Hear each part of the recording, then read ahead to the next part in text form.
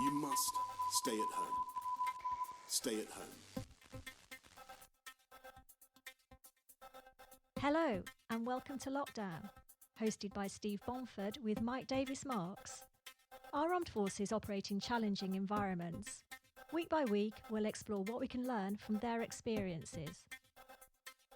So, Steve, I've been really lucky in my naval career not to require the services of the Royal Navy Medical Service very much at all. So I'm really interested to hear about your next guest. Yes, I think you'll find this fascinating then. And I've no doubt you've met her before. Kay Hallsworth, who's now just left the Navy and is Operations Director of the Royal Naval Officers Association, or Association of Royal Naval Officers. That's it. Arno for short. Yeah, I do know Kay. I'm not very well at Be Truth, but our paths have crossed, so I do know her. Well, let's have a little listen to see what she has to say. Kay, firstly, thank you very much for agreeing to come on the podcast. It's a pleasure, Steve. Would you like to just tell me a little bit about your service history? I will sort of just remind our viewers that we're recording this a couple of weeks in advance of Carers Week, which I know is a subject that's very dear to your heart. But I think just for a bit of context, if you could tell a little bit about your service history, and then we'll move on to the caring side of things, if that's okay with you.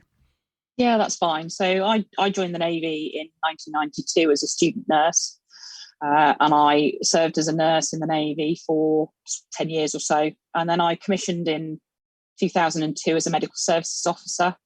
And I continued there up until March this year, where I was medically discharged from the service.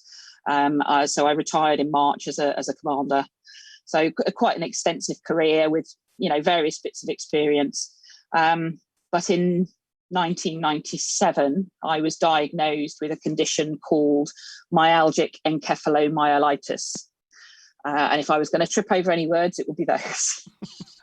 It's commonly known as ME. Some people also call it chronic fatigue syndrome. In the 90s, it was known as yuppie flu. Okay. I lived with that for quite a long time, obviously, within service.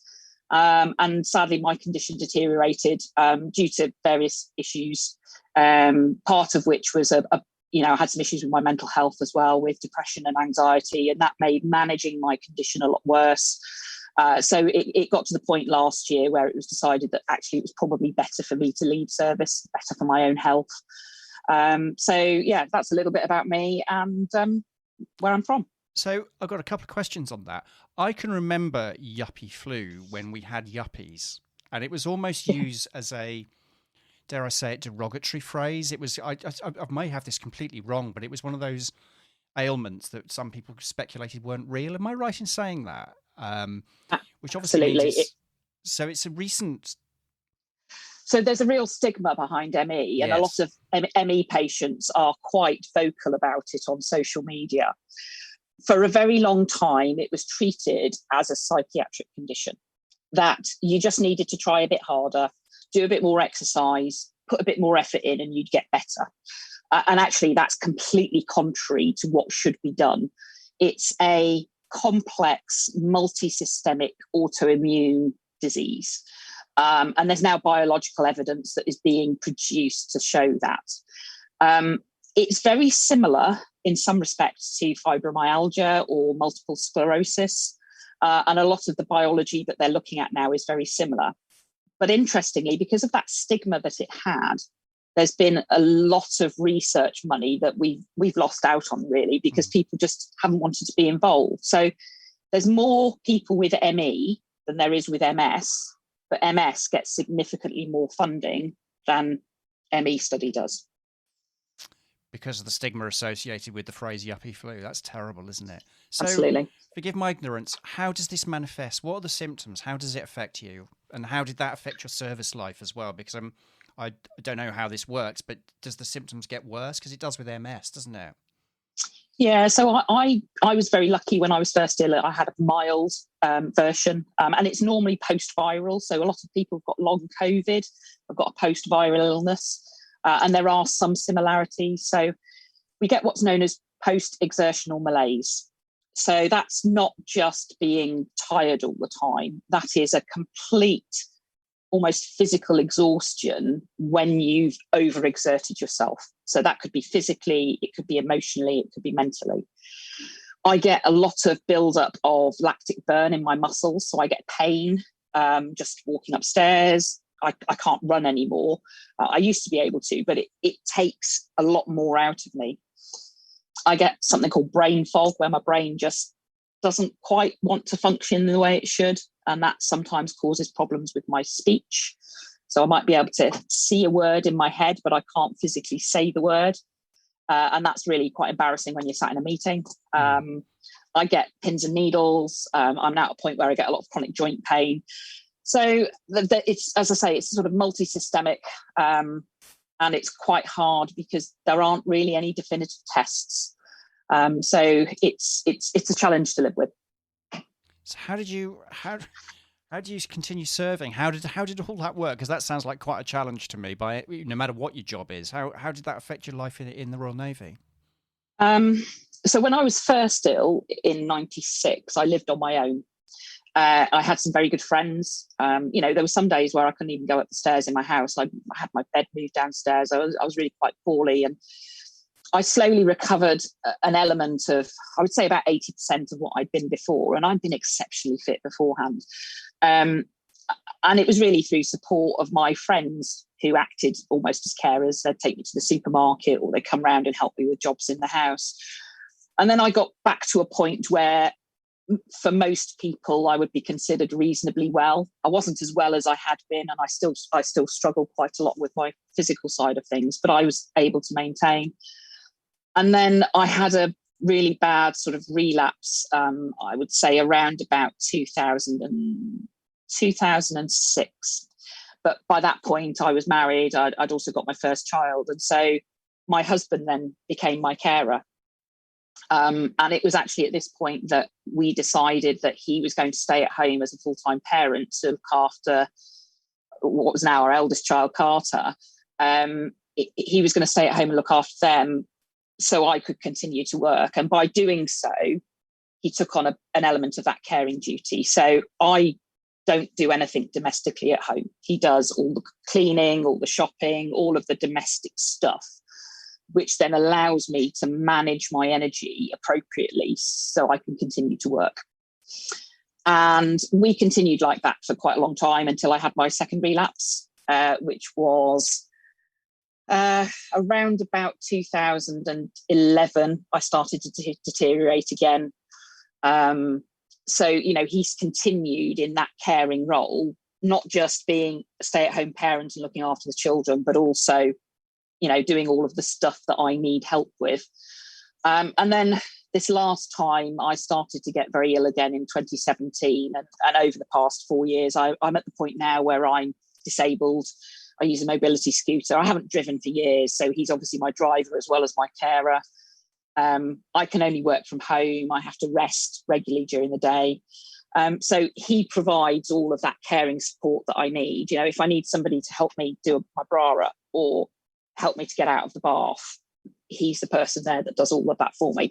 But he doesn't like to carry the title of being a carer. He's just, as far as he's concerned, he's a stay-at-home parent and a self-employed businessman.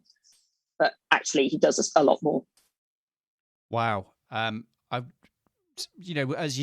we've interviewed Bex Fines for all of this, and she's kind of opened a door, and that's how we met effectively, into this world of caring and this kind of unsung heroes and work that people do. I mean, how do you feel about that? Having your husband looking at, is that an inappropriate question? I think that's a big ask, isn't it? You must feel a degree of responsibility. Is that the right word? I don't know. How does that feel for you?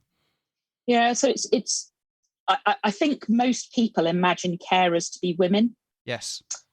And in our society, that has always been something that is traditionally a woman's role. If your parents are elderly and they get ill, it's normally, the daughters or the sisters that go around and care for the elderly mum and dad. In Bex's case, she and Mike are both serving, but actually the majority of that caring role at the moment sits with Bex. Yeah. And, when in lockdown, she had to work from home because Mike's job was very much, operationally preparing people. So people automatically assume that a carer will be a woman. Yep.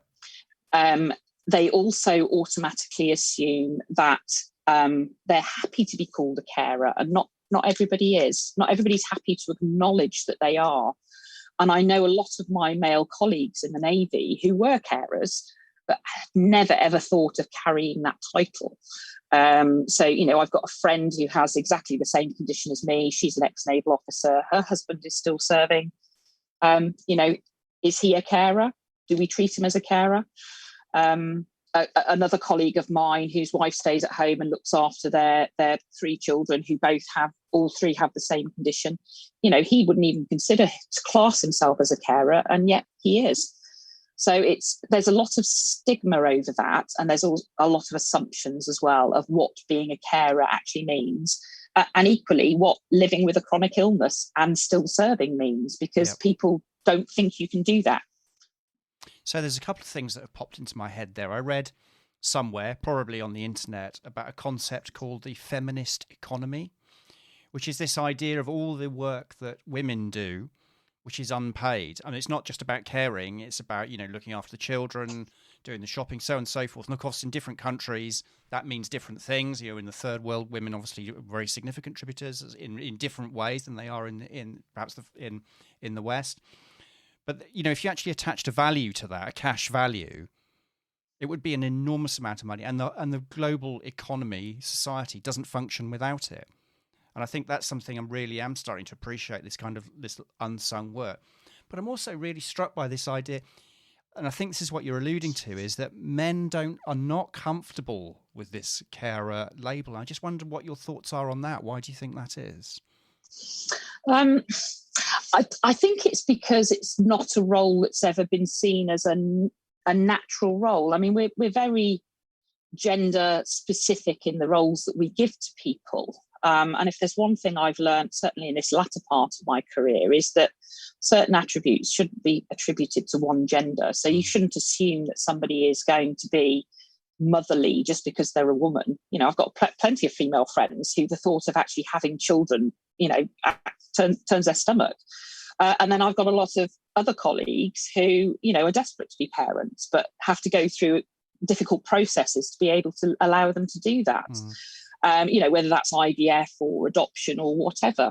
I think we've got to get away from this binary of these gender norms and look at, actually, we're all individuals, and we need to be compassionate to each other and allow people to be themselves at work, and whether that's them being themselves because they're a carer and they might need a little bit of a flexibility in their workspace, or just somebody reassuringly saying, are you okay? How's the family? How's your mum? How's your sister? How's your child? But having that compassion for yourself as well, because we don't have a lot of self-compassion. We work too hard. We work too many hours. And sometimes we need to think about caring for ourselves so that we don't end up making ourselves ill. And that compassionate leadership that I see it has very much driven me into the organisation that I'm working for now, because I see that we're very much a compassionate organisation with the benevolence work that we do, and that meant a lot to me. Yeah, that sounds interesting. We'll come on to your current role. Just got when we had the chat before, it was a few weeks ago now, just talking about doing this podcast, you mentioned that phrase of being yourself at work. And I was quite taken by that. Could you just elaborate a little what you mean by that? Because sometimes I think I know what you mean in terms of we behave a certain way in work. And this is all work, not just the military universe. Could you elaborate on that a little bit, please? Yeah, so I think certainly in the military, there is a stereotype of what a military person is. And in the past, that was a white heterosexual male. Yep. And over the past 30 or 40 years, we've made some changes. So we've increased the number of women that are serving in the armed forces. It's now no longer illegal to be homosexual within the armed forces. We've got a significant amount of more Commonwealth personnel serving with us. We are a very diverse organisation now, but some people still feel they have to mirror that stereotype of that white heterosexual male to get on in a world. So whether that's choosing not to have children or staying single if they're a woman, which some people do, whether that's, you're openly homosexual with your friends, but at work you're closeted. Yeah. Whether that's you follow a different faith, but at work you don't talk about your faith because you don't feel comfortable. Now, doing all of those things, and it's the same with having a chronic illness. And I hid my illness for a very long time because I was scared of what people would think of me. That takes energy. And that distracts you from doing what you really should be doing.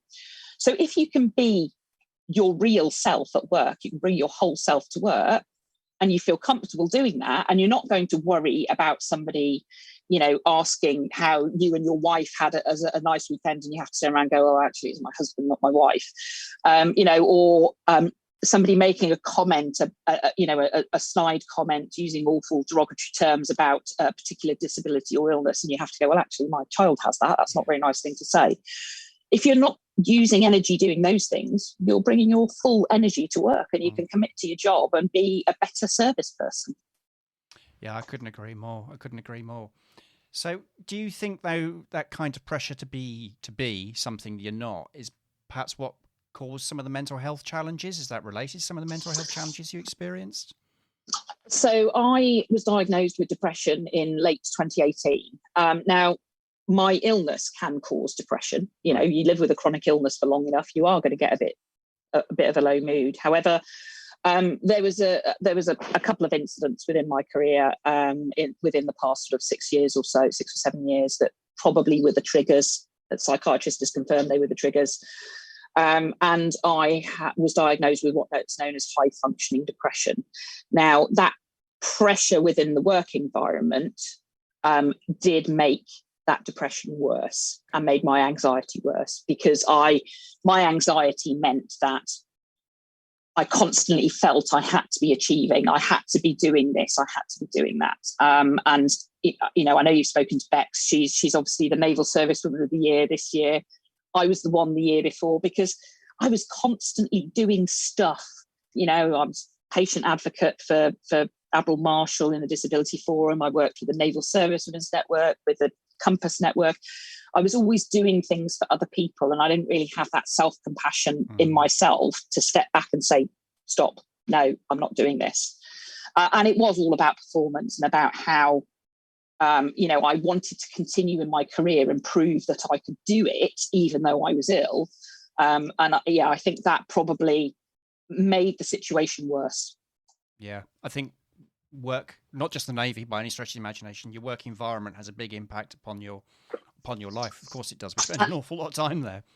And the people that you work with, if the people that you work with don't have compassion for the fact that you live with a chronic illness and aren't willing to be flexible, then of course it's going to make you worse. And I think if the home working situation that we have now, if I had been allowed a bit more flexibility within the roles that I was at the time to be able to work like this, I probably wouldn't have left. I'd probably still be serving. So, wow. But I guess that's something we've learned from the pandemic, isn't it? There is definitely more than one way to do work. Whether that's, absolutely. Yeah. So that's definitely a lesson for the future. But now you've got a different job, which you alluded to earlier, and I said we'd come on to. So what is your current role and what you're doing? So I'm the operations manager for the Association of Royal Navy Officers and the Royal Navy Officers Charity. So we are we're two organisations, but we work together as one team. So we've got four staff. We've got trustees and ambassadors that work with us, and we are the association for Royal Navy, Royal Marines, reserves, quorns, officers and their spouses, their widows, and actually anybody who feels an affiliation with us. So you don't have to have been an officer in the Navy to join. And we've got some senior civil servants and people who've got an interest that are all members as well. And then the Royal Navy Officers Charity, which is a benevolence charity, and it's the oldest service benevolence charity. It's been around for over 250 years. And we provide benevolence to individuals. So that can be anything from somebody who's come out of a domestic abuse relationship who maybe needs rehoming and furniture, white goods, etc. for the house. It might be an elderly widow of an officer who needs a stair lift putting in.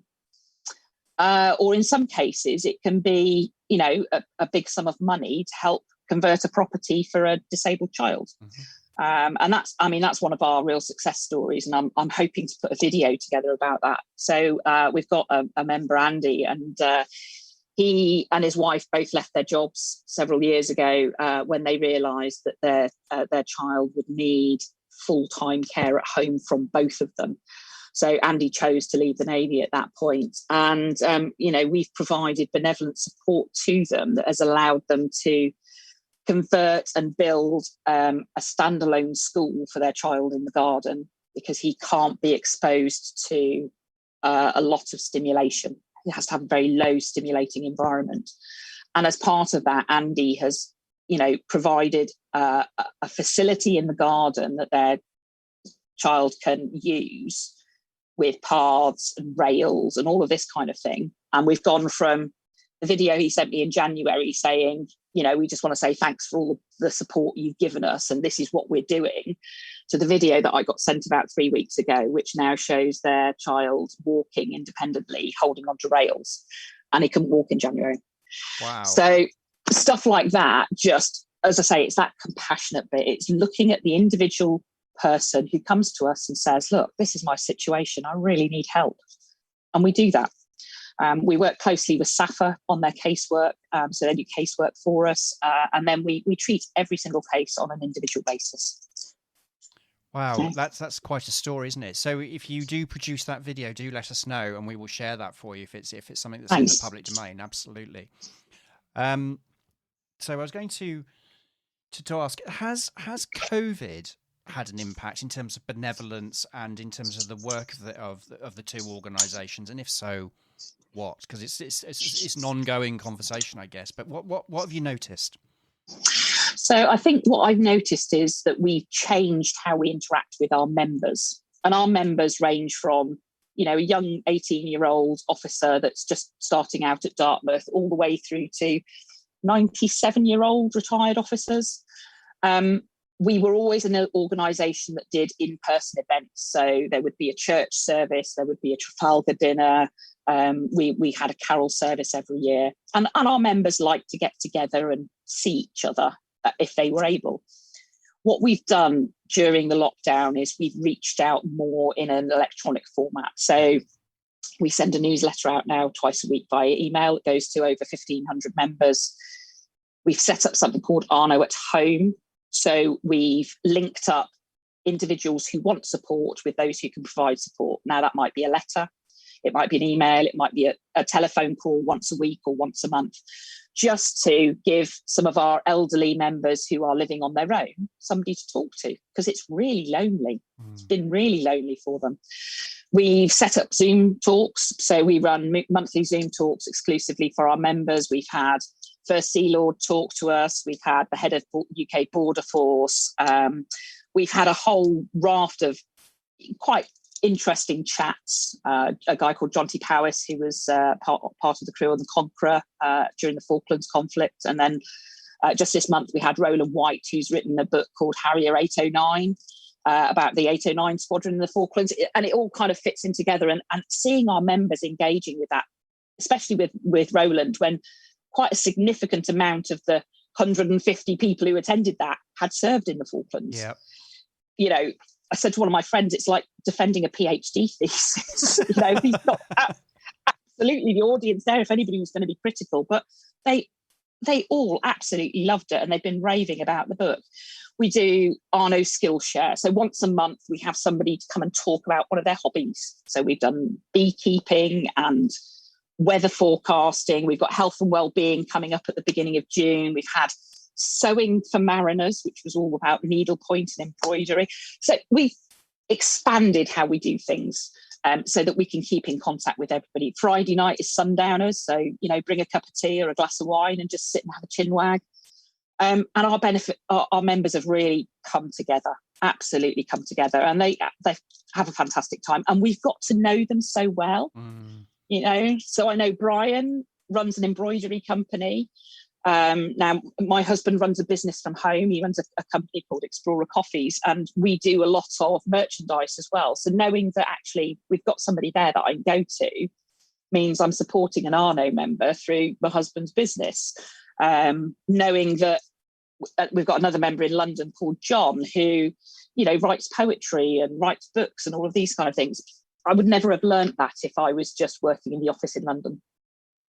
That's fascinating. We're hopefully going to be doing a project around the Falklands 40 for next year. So we must talk about that. And also in Absolutely. September, we'll be launching a kind of phase 2 of our photography, drawing and writing workshops. So we can talk about those as well, because your members, of course, would be invited to those. So that's great. And quite jealous of that Roland White thing, because I've got that book. It's in my Audible playlist. So I'm yeah, he's brilliant to listen to. Absolutely brilliant to listen to. So, yeah. So I was going to say, on the other side of things, that's the association and what we've been doing there. On the benevolent side of things, between myself and Commander Mike Goldthorpe, who's the chief executive, we've spoken to every single one of our beneficiaries individually on a regular basis. So sometimes that might be a quick phone call to say, are you all right? Is there anything else that you need? All the way through to phoning to say, are you right? Is there anything else you need? And still being on the phone 3 hours later. Yeah. Because Mrs. Smith just wants to talk to somebody. And we've got beneficiaries all over the globe. It's not just within the UK. We've got beneficiaries across Europe and elsewhere. So that has been really personal as well, is hearing some of those stories of how people end up in the situations they end up in. So this is the challenges of social isolation, isn't it? Very much so, yeah, very much so. That's something that we've kind of noticed a lot when doing work online, when people just can't or don't want to go out because, obviously we've been through a pretty challenging 18 months now nearly. But yeah, I think social isolation is one of those kind of unreported challenges that's almost been made worse in some ways by modern living, perhaps. Do you think that's true? Very much so. I do think the current situation over the past 15 months has brought some communities together. Yeah. So I know in the area that I live in, people have been checking up on neighbours and making sure that they're all right. And I'm quite lucky because I live in Gosport. We've got quite a lot of our membership is in this area. And I've been round and, dropped cards off and knocked on people's doors and just said, are you all right? Is there anything you need? Knowing that they might be a widow on their own or a widower and that they've maybe not got support.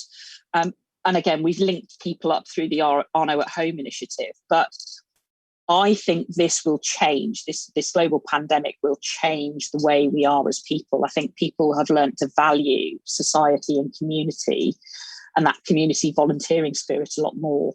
They like being in contact with people, and people have realised that now. They actually miss physical human contact. And as we come out of the lockdown, as we do, we've got to remember that actually some of our members are still going to be at home on their own and not able to get out. So whereas we might all be happy to trot off down to the park and sit and have a picnic with our friends, Mrs. Brown or Mrs. Smith or, Mr. Jack might not be able to because they're still in that social isolation. So the online stuff that we do is still important to maintain that contact with them. I couldn't agree more. I think it's about how you do it, of course, but I don't think the online should disappear. I think it's added a level of support that we just didn't have. And I think the interesting thing is, of course, is that many people are now using it. Let's be honest, 18 months ago, no one would have known what Zoom was, let alone how to use it. So, and it's not a young people's game. There are lots of, very senior members of society using Zoom very successfully, aren't there? Very much so. And that is always what amazes me about our talks, because they're member-only events, I do make sure that the list of who is attending, that they are members. Partly because some of the stuff we talk about can, it's not necessarily sensitive or classified, but it's just not something you would necessarily want in the public domain. And it can be quite personal on some occasions. So, sometimes I'm looking at the members' dates and I'm thinking, you're 97 and you're about to dial into a Zoom event, and they're quite happy to do that. And I think I've trained them all now to make sure they stay on mute while they eat their dinner. Sometimes that can be a bit distracting for the speakers, but the members that we've got that engage with it, they've just got on brilliantly and they've had a really good time. I think that's quite interesting as well, because we do spend quite a lot of time before you actually start getting into photography or drawing or whatever it is, actually making sure people know how to use the technology and feel comfortable with it. So, when you're doing photography, sharing your screen to show your image or whatever it is, it's worth just spending that little bit of time building a bit of confidence. Then people will get more out of it. And it's quite a simple thing to do. Yeah, so I think some of the other service charities looked at doing things like making sure all their members had iPads or stuff like that, which is great if you've got somebody to show you how to use it. But if you live on your own and we're shielding or socially isolating, you don't necessarily have somebody who can come around and show you that you've got to press that button to turn it on, and it's as simple as this. And actually, some of our members don't have Wi-Fi. Some of our members don't use the phone. They don't have email addresses. So we've kept up other contact through our normal methods of letters, newsletters, publications, our yearbook that goes out. So we've kept up that form of contact as well. That thing about people not having Wi-Fi, we've been surprised as to how many people haven't actually. It's been, you take it as read, don't you? Like, water comes out the tap. Everyone's got Wi-Fi. Not true. Yeah. No, not at all. And some of the members that I have contact with, they're quite pleased actually just to get a letter. So we one of our members' benefits for the association is we do a really good deal with the RAC. And as I say, some of our members, they don't have a phone, they don't have internet. So I have to write to them to say you're due for renewal. And then quite often they'll write back and go, oh, yes, really lovely to hear from you, et cetera, et cetera. And you say, have you got an email address? Oh, no, I don't do any of that, dear. So but yeah. Amazing, isn't it? So what does the future hold for Arno? Because you just said to me you've been in all these meetings and planning the future and marketing. What in broad terms, what's the future hold? So we're growing our membership every day. One of the things that I want to look at for the future is to do some more work with our younger members and our serving officers. So we're looking at some junior officer development work that we can do that supports the Navy's aims and mission. And it's just to take a step now from where we are into where we're going to be in the future. So a hybrid online versus in-person member events. We'll be having our carol service this year, hopefully at HMS Excellent. There'll be a church service in London later in the year. And getting back to having people be able to meet face-to-face as well as continuing some of that online stuff. But yeah, it's increasing our membership really, because the members of Arno support the work of the charity. Yeah. And I'd really like to see some proactive fundraising as well from some of our members for the Royal Navy Officers Charity, because we don't get funding from anywhere else. So we're not funded by any other organisation. The money that we raise, we raise on our own. And I think a lot of people don't appreciate that. They think, I've done a cycle across America for the Royal Navy Royal Marines charity. That'll go to all the charities. But actually, our fundraising we do individually. We took part in something called the Big Give for the first time last year, and I'm just about to sign us up for that. So that's a big fundraising challenge that happens in December, where we hope to get matched funding from some corporations. And I'd really like to see maybe some new trustees come on board. So if anybody's interested in coming and being a new trustee, submit your details to either myself or Mike, and some volunteers as well. Do you want to volunteer? Do you want to be one of our people that calls somebody else at Arno at home?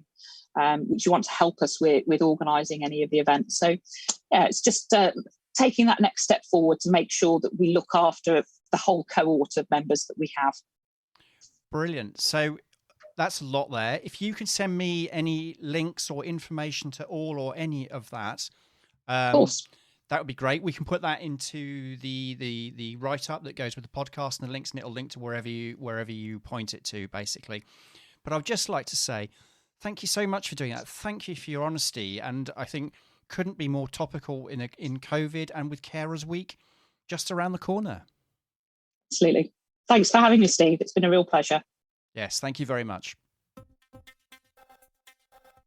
Well, Mike, that was another fascinating story. My journey into the Royal Navy continues. And I think there's a few more people mentioned that are probably in your Rolodex if we use things like that anymore. Yeah, I think we can probably upgrade you, Steve, from ordinary seaman to able seaman by now, with your knowledge. Well, I guess that's not a civilian, so I take that as a compliment. Really interesting interview, and actually peeled back lots of layers about Kay that I had absolutely no idea about. So well done you on asking all the right questions. Well done, Kay, for being so open and honest about them. Fantastic. And I mean, I put my hand up and say I was one of those people that thought ME was yuppie flu back in the day. I don't now, I might add, but I was guilty as charged of thinking, they're just pretending to be tired or something like that. And actually, she really explained it in a way that nobody else has ever explained it properly before. And it's galling that actually it isn't still recognised, still has some stigma attached to it, and still gets less funding than MS does, for instance. Yes, but not only that, how topical it is in a world with potentially long COVID dominating the health conversations over the coming years. Yeah, and I think that there's a theme here that many of your podcast interviewees raise, which is often there's something that's hidden from everybody, that whether it be mental health issues or ME or a whole range of issues. If they're hidden, people think they don't exist. Or they think that you're making excuses, and actually, these type of disabilities are just as real as physical ones, and can be even more crippling. But they don't necessarily attract the sympathy or the compassion that they deserve. Absolutely. I think it's you don't know what you don't know, and if you haven't experienced it, I guess there's no reason you would know. So, yes, I think a great insight on her part. Brilliant, and well done you for finding her and getting her to tell her story, because actually I'm guessing there are some people that know Kay, maybe know Kay of old rather than modern day Kay, that had no idea that she had suffering from ME and was coping with it rather well and still serving and still in uniform. Well done to the Navy as well for allowing people like Kay to serve as long as she did. Yeah, I think that's a characteristic, isn't it? Stoically carrying on without kind of perhaps discussing some of the challenges that we're all facing. I think we're all guilty of it from time to time. Yeah, but hopefully, we've got over this sort of ignorance, and we're able to deal with it in a much more, practical and honest way. Interesting. Here's another story about a husband who's become a full-time carer. Yeah, and not necessarily keen to talk about it either, interestingly, as well. Is this a boy thing, perhaps, not wanting to talk about some of these things? Well, she did say that she felt that, in general, men don't appear to be comfortable with the term carer, and she said it was a general thing, because obviously there are men that are comfortable, but there's a sort of join the dots with Bex Fine's husband as well, not being that comfortable with addressing Sebi's Down syndrome. Absolutely, and we're going to be putting out a few over Carers Week, which is week commencing the 7th, I think that is, of June. We'll be sort of posting some stories on our Facebook page, and we're hopefully having those shared by the RNRMC as well. But just to give people an insight into some of the challenges, in this case, specifically around caring. Yeah, indeed. Kay made a really good point about that most people imagine carers to be women, and that led into a discussion about gender versus roles and stereotyping and things like that. And I'm hoping the world has moved on since girls are going to be nurses and boys are going to be doctors, and that we're much more fluid about actually both can be either. Absolutely. Are you talking about playing doctors and nurses? Am I on the right podcast? Well, let's not go down that track, shall we? Least I get into trouble, or any more trouble than I already am. But I thought it was interesting to talk about stereotypes, and she talked also about the military stereotype, which I think she described it as, white heterosexual male, and of course the Navy I joined back in 77. That's 1977. Before you ask which century, that was broadly true. And there are other stereotypes in the military that people have, like shouty sergeants or Colonel Blimps. And the fact is that those stereotypes are really wide of the mark, and the modern day Navy now is a much more diverse and inclusive Navy than the one I joined. And I think it's probably a leading light in that respect. I'm really proud of the way it's moved forwards. I think a lot of it's to do with the way it's portrayed in the media, isn't it? Whether it's in films, TV series, so on and so forth. It's portrayed in a very sort of, the military, that is, portrayed in a very sort of, shall we say, cliched way. Yeah, indeed. Another thing that Kay raised, which I found really interesting, was the fact that the impact of chronic physical disability has on mental health, and she admitted to having high functioning depression, which was exacerbated by being at work, the pressures of being at work, because people didn't naturally associate that there was a mental health aspect of physical disability. Absolutely. I mean, let's face it, if you're in pain all the time, it's going to have an effect on your just general mood and demeanour. And I guess the longer that goes on, the worse that can get. Yeah. So here's a question for you. Do you have a collection of Service Women of the Year? Because you had Bex Fine, who was this year's, and Kay's now told us that she was the previous year's. Are you collecting Service Personnel of the Year? I might be. It's not something I can discuss at the moment. But, we're very picky about our guests, aren't we? Let's be honest. We want people with some great stories. And if they've got great stories, that's a good thing. Well, you certainly achieved that. I think all of the guests that you've had on this series have been absolutely brilliant, outstanding. And Kay's no exception to that. Turning to her current role in Arno, the Association of Royal Navy Officers, as the operations manager, I used to belong to Arno, and mea culpa, I haven't been a member for a few years now. I'm now thinking about rejoining, inspired by what Kay said. But how they coped with during the COVID time was brilliant. All those talks by all those people, all of those aspects that they managed to engage with, the ability to talk to all their beneficiaries individually, treat them as individuals. That's a staggering effort. It absolutely is. And, we've talked about this before, but it is the power of digital technology, isn't it? That you can talk to people wherever they are. And I think a lot of organisations, including us, dare I say it, have made use of that. Indeed. I mean, she mentioned a couple of talks recently. John T. Powers, who's a character, and whom I know well, another submariner, obviously. He was a torpedo officer at HMS Conqueror, in fact, in 1982. That might be relevant next year for Falklands 40. And Roland White, who's a publishing friend of mine when I was director of PR, helped publish a number of books, who's also a great character and really interesting. So it must have been, I wish I'd known about that. I'd have joined and listened to the talks. Do I just want to set for the record straight that not all guests are chosen by you just because you know them. Really? Yeah, it's true. Yes, apparently. So sometimes I find these guests myself, and you still know everybody. There was she mentioned beekeeping, and I think you probably know that I'm moving home in a few weeks' time to be closer to my wife's parents down in Kent. And I've got beekeeping in my mind as something I want to take up when I move there. So expect me to come on a podcast full of bee stings next time you see me. This is something I've got to see. Yes, I have to see this. So will there be some video footage? Because I would love to share this. Mike's adventures with his bees. Depends where they sting, Steve. Depends if it's where it is. And she also mentioned a talk called Sewing for Mariners, so that must chime with you as company of makers.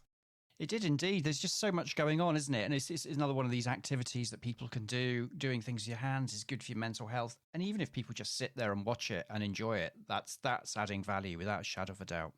I think the last thing that you raised towards the end of the interview, what was the impact of COVID, what were the good things to come out of it. And she talked about, the sense of community that has grown when we were put into lockdown, and a hope that sense of community, that community spirit will continue when, as restrictions are lifted, we're able to meet face to face again. We shouldn't give up on what we were doing for our communities when the most severest restrictions on. So, and she talked about actually life will never return to normal because, remote working and things like Zoom or Teams or Skype have enabled people to talk to each other in a way that they didn't think about beforehand. And we'll have what is known as a blended approach, which is that actually we'll keep the best of all of the remote working now and then combine it with physical where appropriate. So I think we'll get a better outcome from all of that. So you can imagine the conversation when you're talking to funders, if we'd have suggested that we wanted to do well-being and welfare activities on some unheard of platform called Zoom, that obviously no one had heard of it, you'd have just been laughed out of court. It has changed things for the better, I think. But yes, it's had a big impact. Well, I've certainly spoken to a number of people I haven't seen or spoken to for years, and Zoom's just making it much more possible. Other platforms are obviously available. Yeah, and it also means you just can't get rid of me. Blast. Well, there's something to think about. Finally, again, her interview caused me to go and have a look at the ARNU website to see, a bit more about what they do and actually make me realise that what a great organisation they are and the Royal Naval Officers Charity that's attached to it and how much they help. Alongside other great charities like the Royal Navy, Royal Marines Charity, I think we in the Naval Service, or former members of the Naval Service, including the Royal Marines, are very lucky to have charities like that looking after us. Indeed. And didn't she say that people that are just interested in the naval universe can join as well? I got that. Well, I'm sure that they can inquire. She said they're looking for members, they're looking for people to volunteer, and they're looking for trustees. I might even think about that. The chairman of trustees is a former First Sea Lord who happened to be my teacher and perisher. Oh dear, this is just never going to end, is it? Well, obviously, I'll put in a good word for you, as always. No, please don't do that. That won't help at all. Okay, Mike, I thank you once again. I'll see what other friends I can find for you for the next episode. You're welcome, Steve. You're welcome. Thanks for listening. The Royal Navy and Royal Marines Charity exists to support sailors, Marines and their families for life. If you or someone you know could do with some support, give them a call on 023 93 87 1568 or drop them an email on support@rnrmc.org.uk. If you enjoyed this podcast and want to hear more, please subscribe.